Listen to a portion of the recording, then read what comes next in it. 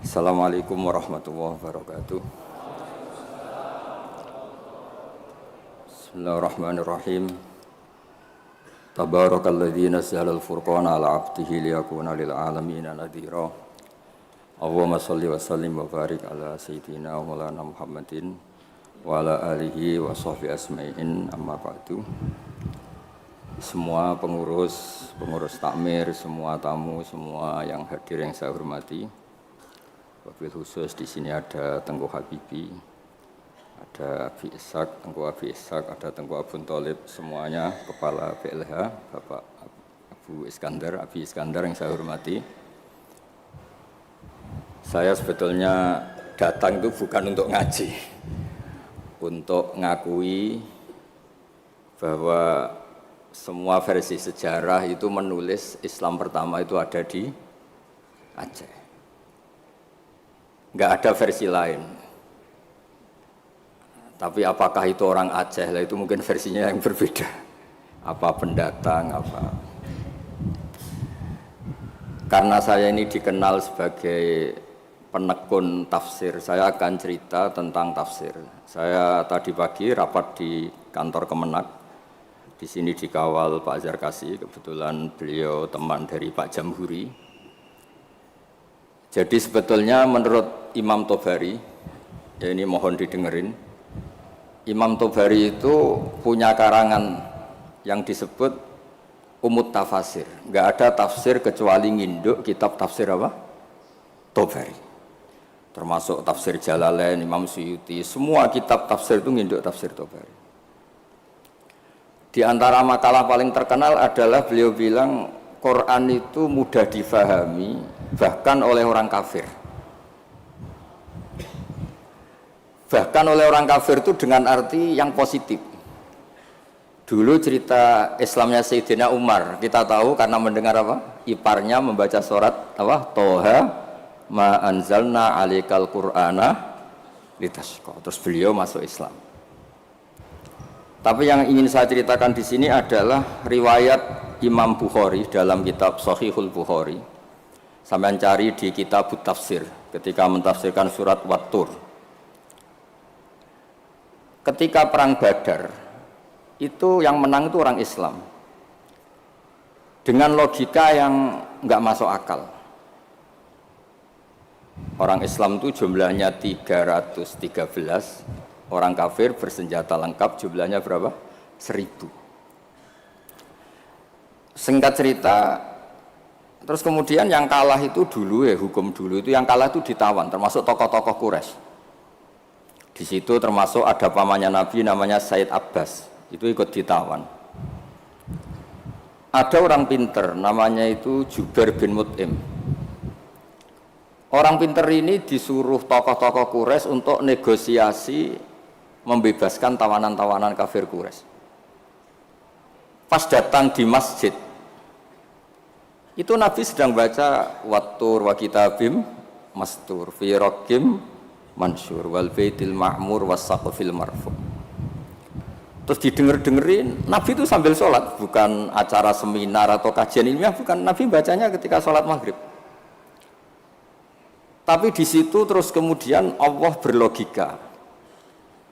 Mbok yang kamu anggap Tuhan, mbok yang kamu anggap Tuhan itu ya punya reputasi, punya prestasi. Am khalaqus samawati wal ard. Mbok yang kamu pertuhankan itu punya reputasi menciptakan langit dan bumi. Sehingga disebut Tuhan itu agak keren lah, punya reputasi bangun langit, terus Tuhannya langit, bangun bumi, ya kemudian Tuhannya bumi. Ini yang kamu pertuhan itu lahirnya di bumi, mati jadi mumi di pertuhan, itu kan aneh. Itu terus mikir dia, kalau gitu Tuhan itu tidak yang sementara kita pertuhan. Tuhan adalah yang menciptakan langit, bumi. Sebab itu imam di sini termasuk Pak Jamhuri menekuni di ilmu tafsir, ilmu Quran TPQ di LP3 Jakarta. Ketika Allah menamakan dirinya Tuhan dan memang Tuhan, itu Allah ngendikan hadza khalqullah fa'aruni madza khalaqal ladzina min duni. Ini saya Tuhan menciptakan langit bumi. Mbok yo kalau kamu ngaku Tuhan ya menciptakan langit bumi, jangan ngaku Tuhan tanpa prestasi. Ada lagi ayat di awal Ahqaf. Qul ara'aytum ma tad'una min dunillah aruni madza khalaqu minal ardi am lahum syirkun fis samawati. Mbok yang kamu pertuhan selain Allah itu tunjukkan ke saya. Aruni itu tunjukkan ke saya apa sih prestasi mereka? Apa ikut terlibat pembuatan langit? Syirkun itu ikut terlibat.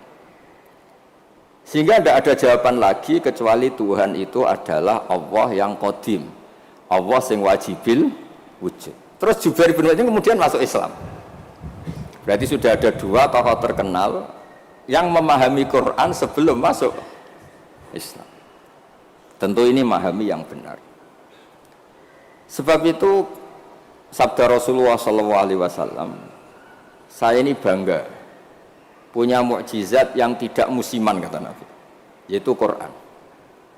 Kata beliau yang dikutip di Sahih Bukhari di awal Mukjizatul Quran, kata Rasulullah, sabda Rasulullah, ma minal anbiya'i nabiyyun illa qad utiya minal ayat ma mithluhu amana alaihil bashar wa inna ma kana alladhi utituhu wahyan awhahu wa ilayya fa arju an akuna aktsarahum tabi'an yaumal qiyamah. Semua nabi itu punya mukjizat tapi bentuknya fisik. Karena bentuknya fisik, maka ketika mukjizat itu sudah lewat, nggak ada saksi lagi. Misalnya tongkat Nabi Musa bisa membelah laut, bisa jadi ular besar. Kita sekarang kan nggak bisa membuktikan itu. Kalaupun itu nyata di masa lalu, saksinya sudah meninggal. Tapi mukjizatnya Quran ila yaumil qiyamah. Nah, ketika semua ulama, terutama mukjizat rasionalitas berpikir. Saya cerita sedikit, saya biasa bahasa Jawa, tapi ini harus bahasa Indonesia karena kayak di luar negeri. Saya tadi kan rapat di Jakarta, kayak masih di Indonesia. Setelah di pesawat semuanya orang Aceh, ngomong itu kayak orang Thailand.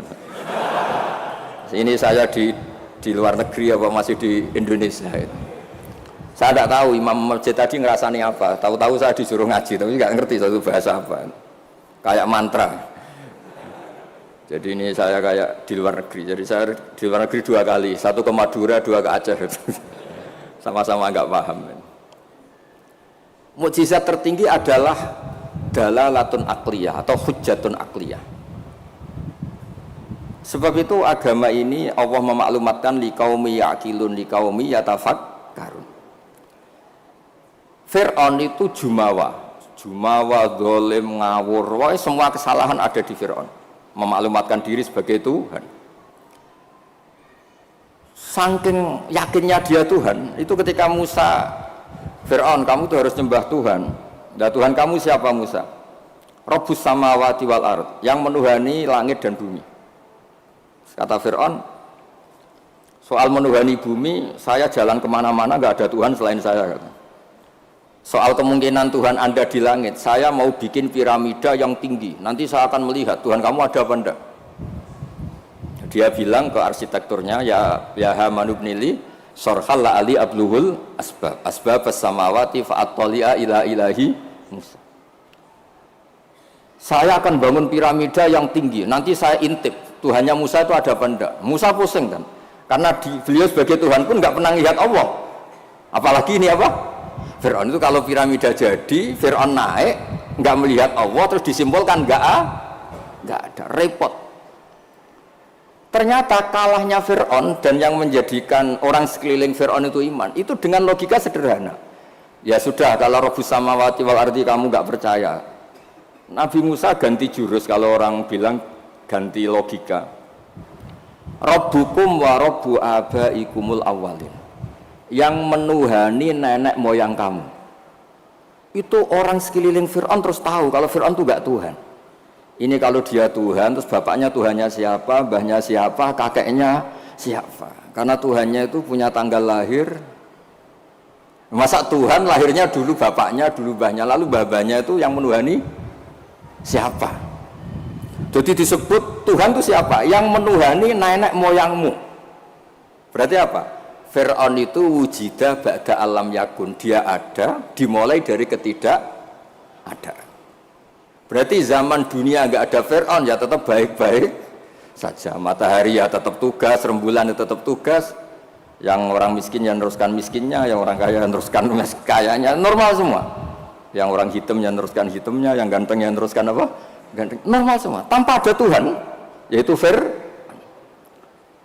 logika itu membentuk orang-orang sekeliling Fir'aun itu terus menjadi iman.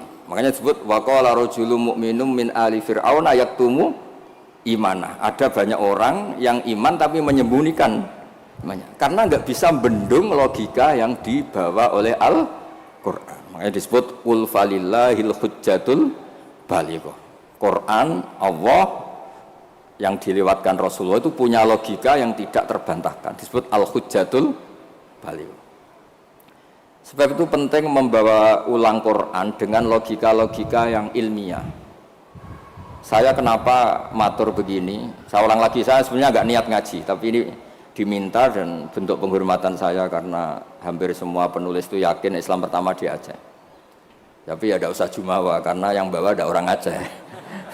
Jadi ya tapi ya harus bangga lah, bagaimanapun itu di bumi Aceh. Tapi jangan ditulis sejarah dan oleh orang Aceh, ya tidak usah, biasa aja. Kayak Islam besar itu di Medina, tapi yang besarkan orang apa? Mekah. Orang Mekah ya tidak usah jumawa. Nabi Muhammad SAW itu tidak Mekah asli, beliau itu Aryaniul asli karena punya darah Khalilur Rahman Ibrahim. Orang Ibrahim itu orang Musol, marganya Arya, makanya banyak orang-orang soleh disebut Arya. Arya itu marganya Nabi siapa? Ibrahim. Sehingga orang Mekah bangga Nabi itu Arab, Nabi Muhammad ya nggak suka, saya ini turunan Ibrahim. Ibrahim itu orang Aryani, orang Irak. Nah, orang Mesir juga seneng karena Siti Hajar itu orang apa? Mesir. Nabi Ibrahim nikah sama Siti Hajar, punya putra Ismail, kemudian melahirkan bangsa Arab. Dan bentuk penghormatan Allah pada orang-orang kampung, orang-orang pedesaan, yang menjadi dagingnya Nabi itu apa? Susunya, air susunya al-halimatus sa'diyah. Jadi Nabi itu disusui oleh imro'atun badawiyah, perempuan desa, yaitu halimatus. Maka pada diri Nabi itu ada Mekahnya, ada Mesirnya, ada Aryaninya, ada daging yang tumbuh dari labanul murdiah, yaitu halimatus sa'diyah. Maka ngendikane guru saya Kiai Memun, juga ngendikane Bapak, memang Nabi itu didesain supaya semua orang itu bangga. Misalnya sampean wong desa bangga, biye-biye sing nyusui Nabi itu halimatus sa'diyah. Ya sampean harus bangga jadi orang Aceh. Islam pertama itu di Aceh. Tapi kalau ditanya orang mana, terus pokoknya di Aceh terus. Karena kalau dijawab dari mana itu kayaknya terus gimana gitu. Jadi pokoknya Aceh itu bumi pilihan Allah untuk pertama ada apa? Islam. Ya saya ulang lagi. Logika ini mengalahkan kekuatan apapun. Sehingga ketika Saharatu Fir'aun itu iman semua, itu hanya dengan logika, termasuk tadi kalau engkau Tuhan Fir'aun, lalu yang nuhani nenek yang kamu itu siapa? Jadi dikatakan Allah Tuhannya langit, Fir'aun masih jumawa, mau ngintip lewat apa? Piramida. Tuhannya bumi, Fir'aun masih jumawa, selama ini yang jadi Tuhan saya katanya. Jadi mensifati Allah itu dengan logika yang tidak terbantahkan. Nah itu yang ada di surat Tur, am khuliqu min ghairi shay'in, saterusnya am khalaqus samawati wal ardh. Terus ada lagi yang mencibir mereka, orang-orang kafir. Am lahum sulamu yastami'una fi. Kalau mereka Tuhan dan menciptakan langit, boleh sekali-kali kunjungan ke langit dong. Khazanahnya dicuri orang apa enggak, masih apa enggak, terus gudangnya masih apa enggak. Sulam itu tangga. Kalau mereka merasa Tuhan dan pemilik langit, sekali-kali boleh naik ke langit, ngecek gudangnya masih apa enggak. Khazain itu maknanya apa? Gudang. Ini Tuhannya langit, di bumi terus. Naik pohon mangga aja kadang jatuh, kadang tulang patah, dioperasi. Ini terus gimana? Ini Tuhan model apa? Begitu juga yang dipertuhankan selain Fir'aun. Kadang Allah hanya ngendikan kana yakulani to'am wa kana yakulani to'am. Yang dianggap Tuhan itu masih makan. Kalau masih makan berarti kalau nggak makan tuh lemes. Lama-lama ditili umatnya, gimana Tuhan? Oh, saya sakit, lemes, kurang makan. Bareng makan sehat lagi. Terus orang itu cuma alhamdulillah habis ngasih makan apa? Tuhan. Tadi hampir mati gitu. Jadi itu Logika Quran untuk memastikan yang Tuhan Allah itu sederhana. Karena yakulahanit toh. Nah, kenapa saya ngaji ini? Karena sekarang Quran tuh kasihan. Karena ulama-ulama yang model paket Yasin menjadikan masuk surga. Waqiah menjadikan orang banyak uang. Yang paling parah surat Ra'd mempercepat kematian katanya. Maksud saya, jangan gitu-gitu banget gitu. Memang semua Quran itu punya mukjizat, tapi ya jangan model paket apa? Model apa? Kadang-kadang masalahnya dibantah. Itu Cina nggak pernah baca Waqiah kaya. Kan repot kalau model. Boyo ngaji Waqiah itu adalah oke lah, mungkin sebagian orang kalau baca Waqiah rezekinya lancar. Tapi boyo baca misalnya, ini hebatnya Allah. Allah ngendikan begini, falola in kuntum ghaira madinin tarji'unaha in kuntum shadiqin. Falola idza balaghatil khulqum wa antum khina idin tantur. Hei para pendakwah Tuhan, hei para orang yang mengaku dirinya Tuhan. Boyo jangan mati, Tuhan kok mati. Bo ketika nyawa kamu sampai tenggorokan, kamu tarik lagi, Tuhan kok mati kan? Itu falola in kuntum ghaira madinin tarji'unaha in kuntum shadiqin. Kamu tuh gimana? Tuhan kok kehilangan nyawa itu? Ini model apa gitu. Jadi logika yang dibangun Quran itu al-hujjatul balighah. Sebab itu Nabi ngendikan, saya berharap dengan mukjizat ini Islam abadi kuat ila yaumil qiyamah. Coba kalau mukjizat kita tongkatnya Nabi Musa, bisa rebutan orang Jawa sama orang Aceh, rebutan tongkat.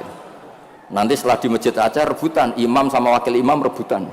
Setelah dibuktikan dipukulkan laut, sama-sama nggak mandi, ribet. Tapi kalau mukjizatnya Quran ini nur yamsi bihi finnas, menjadi nur yang selalu kita bawa. Misalnya nyuwun sewu kita miskin nggak ada yang menghormati, nggak ada yang percaya. Itu kata Imam Ghazali, resepnya orang miskin akut disuruh datang ke kuburan. Ini yang ngendikan Imam Ghazali, kitab Ihya. Disuruh datang ke kuburan, terus di hatinya bilang gini, semua orang yang mati mulai Nabi Adam sampai kiamat keinginannya hanya satu, ingin hidup lagi di dunia.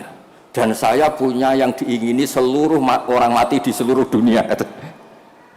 Orang kalau sudah mati meskipun orang soleh tetap ingin kembali ke dunia. Bedanya yang soleh ingin menambah apa? Kesolehannya.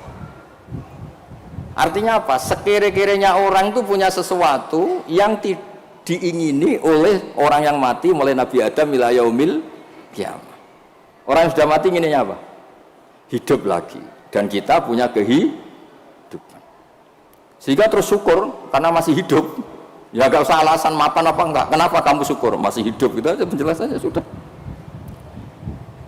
Terus terakhir saya cerita tentang, ini saya tidak bosan-bosan matur supaya jenengan tambah kuat imannya. Ini cerita wali. Anda boleh percaya, boleh enggak. Tapi logikanya benar. Logika ini pasti benar. Dulu zaman Nabi Adam diangkat jadi khalifah, itu malaikat itu protes. Kenapa Adam jadi khalifah? Manusia itu ya mesti tergila-gila lah, biasalah manusia tergila-gila harta, tahta, wanita. Ini bahaya kalau manusia jadi khalifah. Terus kata Allah, tapi saya tahu kelebihan manusia. Ternyata malaikat tuh nggak bisa melogikakan kenapa kita harus bertauhid. Jadi malaikat ditanya Allah, kenapa kamu iman sama saya? Kata malaikat, saya ini kan malaikat, ikut panitia menciptakan langit surga. Ya, jadi saya tahu lah kalau, jadi dia iman tuh karena tahu. Malaikat kan ada penjaga neraka. Malaikat kan pasti percaya kalau neraka ada, dia panitianya kan dia yang jaga. Malaikat Ridwan ya mesti percaya, dia megang kuncinya kan. Tapi kita ini kan kayak sampean semua kan tidak yakin masuk surga. Ya nggak ngerti surga di mana. Tapi kalau baca la ilaha PD-nya la ilaha illallah, la ilaha illallah. Karena miftahul jannah la ilaha illallah. Singkat cerita, suatu saat itu manusia dipanggil sama Allah. Coba malaikat-malaikat itu ajarin cara berlogika tauhid yang benar. Ya saya ini bukan nyinggung jenengan, kebetulan yang dipanggil gak jenengan, yang dipanggil Imam Amudi sama Allah disuruh. Coba terangkan, nggak melihat Tuhan kok percaya adanya Tuhan itu gimana? Imam Amudi lah nerangkan itu sederhana. Angka itu 2, 3, 4, 1000, semiliar, setriliun. Nisbatu dzalika ilal wahid, nisbatul far'i ilal asli.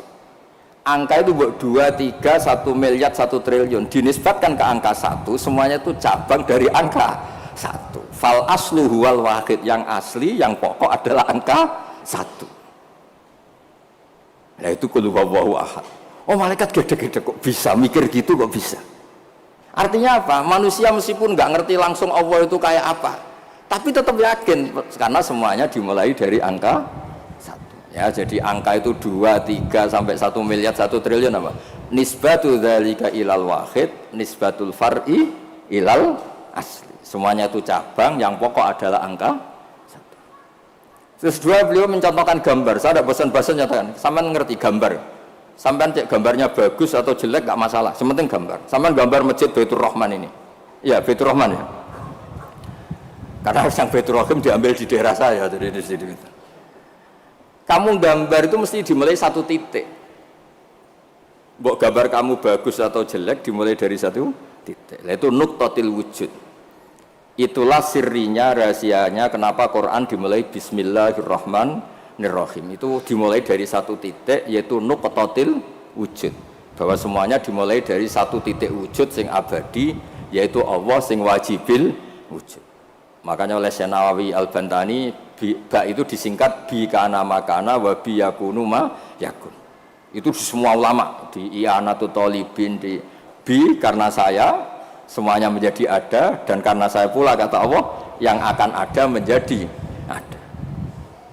Logika seperti itu kita tidak perlu lihat surga neraka, sampai nggak perlu lihat bidadari dulu untuk percaya adanya apa?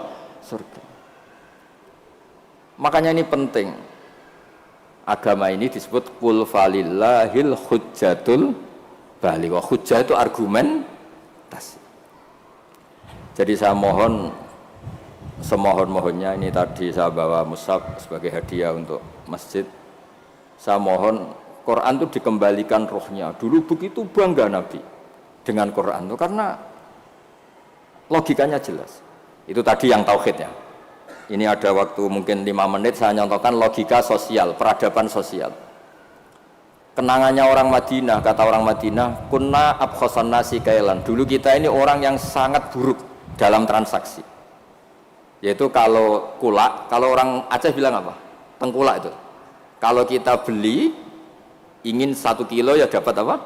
1 kilo. Kalau 1 pintal ya dapat apa? 1 pintal. Tapi kalau kita jual, orang beli, misalnya beli 1 kilo, kita kurangi nggak sampai 1 kilo, atau dari kualitas A menjadi B. Itu Allah cara ngedikan tuh bagus. Wailul lil mutaffifin alladzina idza talu 'alan nasi yastawfun wa idza kaluhum aw wazanuhum yukhsirun. Itu orang nggak benar, itu nggak fair ketika tengkulak dia ingin timbangannya 1 kuintal mendapat 1 kuintal. Ketika ada orang beli 1 kuintal, yukhsirun.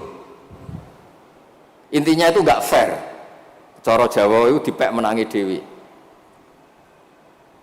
Itu nggak benar, peradaban seperti itu tuh nggak benar. Sehingga terus orang Madinah itu menjadi ahsanan nasi kailan, orang yang sangat baik dalam berperadaban. Kalau ingin dihormati orang ya harus hormat. Kalau nggak ingin disakiti orang, yang jangan menyakiti orang, sehingga kita tidak melakukan tatfif. Tatfif itu curang, nggak fair. Ya, itu disebut apa? Wailul lil mutaffifin alladzina idza talu 'alan nasi yastawfun. Kalau posisi tengkulak ingin 1 kuintal dapat apa? 1 kuintal. Wa idza kaluhum aw wazanuhum, kalau ada orang beli 1 kuintal mendapatkannya yukhsirun. Orang itu tidak sampai dapat apa? Itu kan mirip kita sebagai tokoh atau kiai. Kita tidak hormati umat kita, tapi kalau umat kita tidak hormati kita, kita marah, itu tidak fair. Kalau ingin dihormati orang ya harus menghormati orang lain. Saya beri 1 contoh betapa hebatnya Rasulullah SAW. Orang itu kan iman sama Nabi. Yang iman ya macam-macam, ada yang soleh, ada yang setengah soleh, ada yang soleh banget, ada yang dolim banget. Tapi kata Nabi, semua yang iman saya tetap semuanya masuk surga. Soal neraka dulu itu sudahlah, sementing nanti akhirnya masuk surga. Karena itu fair, masa sudah iman ke saya kemudian tetap saja gak masuk surga, terus untuk apa? Sebab itu Nabi ngintikan syafaati li ahlil kabair min ummati, meskipun salah kalau itu umatku bersyahadat tetap tak kasih apa? Syafaat. Dan Quran sendiri memaklumatkan summa awrasnal kitabal ladzina istafaina min ibadina. Quran ini bisa berguna untuk siapapun. Faminhum dzalimul li nafsi. Yang orang yang zalim pun itu dapat syafaatnya apa? Quran. Wa minhum muqtasid. Itu fair. Artinya fair itu Nabi diimani oleh sekian orang, kemudian tiap malam bertahajud. Hanya apa? Mohon supaya dikasih hak apa? Syafaat. Karena beliau tahu, setahu-tahunya kalau umatnya banyak yang salah itu setahu-tahunya. Wong ada orang suka ke masjid itu karena WC-nya di rumah jelek, enak WC masjid. Ada orang kalau di masjid betah, dikira itu ahli itikaf, ternyata AC-nya enak AC masjid. Sudah lebih dingin nggak bayar. Jadi masjid saja jadi sarana, ya begitu itu. Itu kalau nggak disyafaati Nabi tidak bisa. Orang senang Mekah itu kan bagus. Tapi sekarang senang Mekah itu ya travel-travel yang bisnis itu. Itu promosinya itu Masya Allah. Saya itu agak dibenci sama tokoh-tokoh travel, tapi ya nggak berani lah. Kualat kalau benci teman-teman. Ceritanya itu ada orang haji. Biasanya kalau orang haji itu kan kiainya muji-muji apa? Haji. Soalnya orang haji itu gini-gini surga. Al-hajjul mabrur aisalahu jazaa'un ilal apa? Jannah. Biasanya di BRI, di BNI kan ada hadis-hadis itu. Ada orang haji kan dilepas sama kiainya. Kebetulan kiainya saya ngelepas ya haji mabrur itu masuk surga. Yang sabar dengan kemiskinannya ya masuk surga. Sering dimarahin istri sabar ya masuk surga. Ana wa kafirul yatim kahataini fil jannah. Yang ramah anak yatim ya masuk surga. Terus kata Nabi orang yang menjaga dua yang lubang, al-ajwafan dua yang lubang, yaitu jaga lesannya dan farjinya juga masuk surga. Itu yang hadirin senang semua karena mereka yakin nggak akan haji. Katanya nggak ada kiai bagus Pak. Karena yang nggak bakat-bakat haji, yang miskin permanen atau apa, senang semua. Itu yang punya rumah itu kayaknya mangkel tapi ya dia gitu. Terus saya bilang, kalau kamu mangkel sama pidato saya karena yang tak promosikan masuk surga ada kamu tok, saya akan berdoa kamu masuk neraka, kata saya. Wah jangan Gus, nggak apa-apa. Maksud saya, Mbok Yo Kiai itu niru saya gitu, supaya konstitusi Islam itu utuh, sehingga semua orang tuh nikmati sarana yang dikasihkan Rasulullah SAW. Sukses ninggal zina ya janjinya surga, ngerawat anak yatim ya surga, peduli sosial ya surga, la doror wala diror, tidak merugikan orang lain ya surga. Sehingga varian Islam itu banyak. Orang-orang yang punya biro haji itu seakan-akan surga itu haji. Makanya saya ini agak diuji sama Allah, sering ditawarin haji gratis supaya mencabut fatwa itu kayaknya itu. Nggak maksud saya ibu yang fair gitu, meskipun saya di masjid Aceh ya jangan terus muji masjid yang besar. Untuk menjadi sarana surga, masjid kecil juga menjadi sarana apa? Surga. Dulu Ashabul Kahfi masjidnya di dalam gua juga sarana surga, nggak ada bangunannya malah. Sehingga Islam ini benar-benar yang dikehendaki Rasulullah. Rasulullah itu kalau muji orang masuk surga itu segampang itu. Sampai ngedikan hal yang mungkin orang pria itu tidak siap. Wa fi buti ahadikum sedekah. Kamu ngumpuli istri itu sedekah. Sampai sahabat tanya, masa urusan hubungan biologis masuk surga? Kata Nabi, alaysa wa wada'aha fi haramin akana ali wisrun. Kalau dia salah letakkan apa? Dosa. Jadi surga itu ditulis Nabi itu mulai ngumpuli istri, wa imatatul adza anit tarik, ada sampah dibersihkan, ada hal yang bahaya. Sehingga Islam terus milik semua. Satpam bangga karena jaga apa, tukang bersih-bersih bangga karena imatatul adza anit tarik, yang tukang wiridan ya bangga karena a'laha la ilaha illallah. Terus bangga semua. Kalau Islam kena travel, ya pokoknya hebat, mencium Hajar Aswad ya. Hajar Aswad itu adalah batu dari apa? Surga, terus diulang-ulang. Kita ini juga bagian dari surga, kata saya. Saya juga asli dari surga, kata saya. Dia agak terima. Memangnya Nabi Adam itu orang Aceh, Nabi Adam penduduk surga. Coba Nabi Adam itu orang surga apa orang Aceh coba? Orang surga kan? Terus kamu ada darahnya Nabi Adam enggak? Berarti kamu makhluk surga apa Aceh? Surga, kita ini turunan orang. Makanya masuk surga logikanya itu gampang, itu kan rumah kita. Mbah-mbah kita itu lahir di mana? Surga, yaitu Nabi Adam. Ini saya tidak guyon, ini ilmiah ya. Jadi tidak hanya Hajar Aswad. Kecuali yang ngendikan Ki Ikhlas ini enggak, ngendikannya itu promosi. Terus tak tanya, terus kalau nyium berapa? 1,5 juta Gus. Wah, 1,5 juta. Nggih ngoten niki kula manjen mboten niat ngaji tapi nggih kula menghormati penduduk Aceh, guys. Tapi ya jangan jumawa, ya pokoknya seneng ini bumi yang dipakai sujud, dipakai nasrul Islam. Saya memang ingin ke Aceh hanya ingin hormat, pernah sholat di masjid sini. Terus tadi diminta sama teman-teman ngaji ya. Pokoknya saya pesen baca terus ya kul falillahil hujjatul balighah. Quran itu liqaumi yaqilun, liqaumi yatafakkar. Sehingga Quran ini akan abadi ila yaumil kiamat. Kayak tadi, 1 itu pokok, 2, 3 sampai 1 miliar apa? Nisbatu dzalika ilal wahid, nisbatul far'i ilal asli. Angka sebanyak apapun kalau dibanding 1 apa? Semuanya itu cabang, yang pokok itu 1. Makanya qul huwallahu ahad. Jadi kalau suwun dengan logika niki kayak terus gampil, mugi-mugi berkah, minta maaf yang banyak, ngapunten ingkang kathah. Assalamualaikum warahmatullahi wabarakatuh.